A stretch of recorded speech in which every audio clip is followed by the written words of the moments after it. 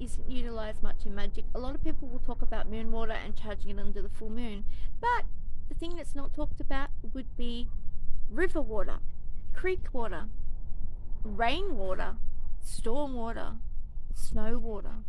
There is so many different types of water, but we're going to focus today on rainwater.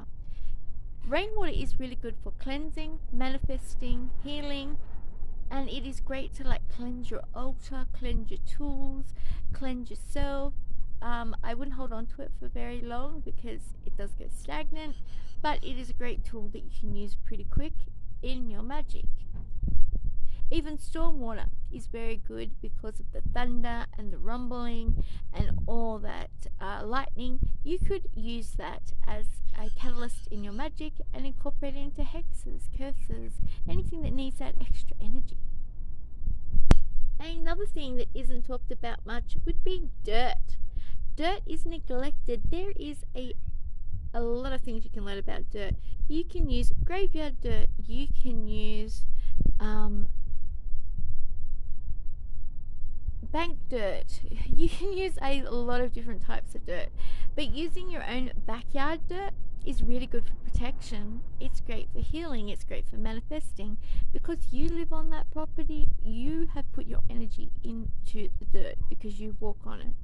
And if you own a property that many generations have owned, imagine the energy that has gone into the land and into that dirt that you can incorporate into magic. You could use it for ancestry magic. You could also incorporate it in an offering for deities. There is so many things you can do, even an offering for your ancestors. But dirt is a great one for protection, manifesting.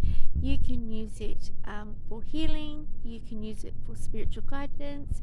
You can use it for a ton of different things. Right now, we are going to talk about clovers. As you guys know, clovers are a luck thing. So you could use this for luck, manifesting, incorporating your dreams. If you want something to happen or you want something to be attracted to you in the form of like money or love or things like that, you can actually incorporate these gorgeous clovers.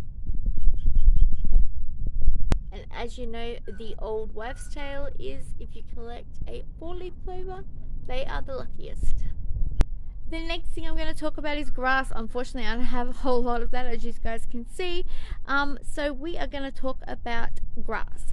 Grass is a fantastic way of using that for protection, healing, manifesting. You can bring all those great things in, and just using all these little pieces from outside your garden. Okay, now we're going to talk about these gorgeous trees. These are native to Australia and they're absolutely fantastic. You can use them for cleansing. You can make cleansing bundles with them.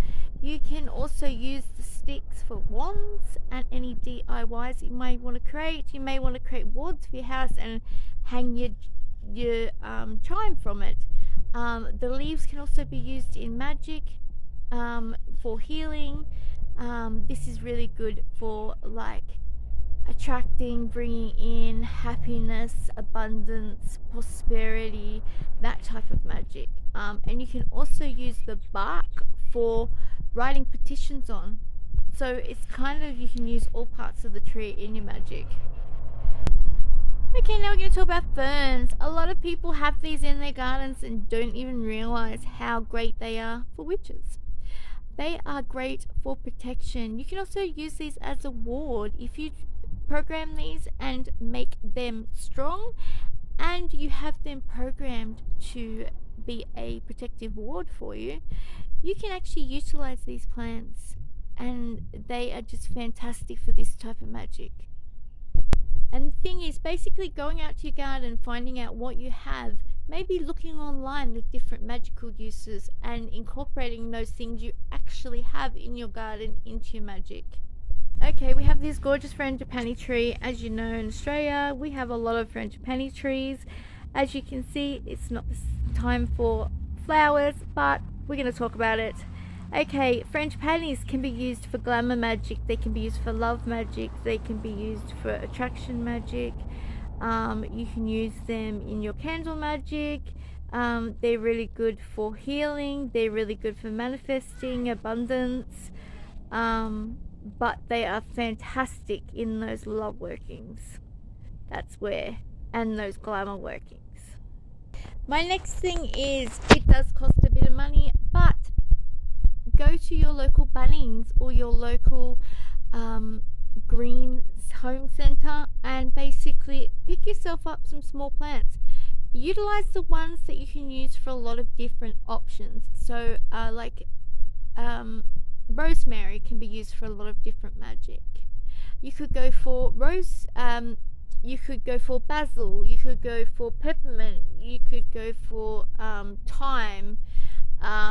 Parsley can also be used for a lot of magic. You know, there is so many different ones you can go for and actually utilize them in your magic, because you can incorporate them in a lot of magic. And the great thing is, because you're growing them in your backyard, you're putting your energy into it, which is also kind of feeding it, so your energy is already implanted into it. You can also make your plants a ward, like I've also mentioned with the fern, so you could program these to protect you. The only thing is, with making them a ward, if someone sends something your way, when it is sent, unfortunately the plant does take a hit, so it could kill the plant. That's the only negative with that. Another thing you can do in your backyard would be rocks. Rocks can be programmed just like crystals for magic. You can put your intentions into them. You can also, when you've put your intentions into them, carry them with you to bring that magic to fruition. You can also put runes, you can put sigils on them, carry them with you, and they're just a really good tool. You can put them on your altar for decoration, offerings. There's a lot of things you can do with rocks. You don't always have to necessarily have crystals. And like I said, this came in the earth in my backyard. Not too sure what it is, but I got 5 pieces of it and that's it. So yeah, really pretty rock. Also, if you look really well underneath the dirt in your backyard, or in any dirt pretty much, you will find mostly quartz. Quartz is really easy to find. This is a piece of raw quartz. It isn't clear like those, polished ones, but this is it rough and raw. So you can utilize this in your magic. It still has the same properties of amplifying, healing, all those great qualities, and you can just utilize it in your magic. This would amplify a spell. This would amplify your altar. If you're trying to charge something up, you're amplifying. If you're putting an intention into something, you can use this to amplify. If you need some healing, you can use this and put on your body. There's just so many, and because again you found it on your property, it's a great way to use these things. And another thing you can utilize, garnet is another really good thing to use in your magic. And a lot of those types, like soapstone, can be utilized in magic. There is so many things. If you get the cutting boards that are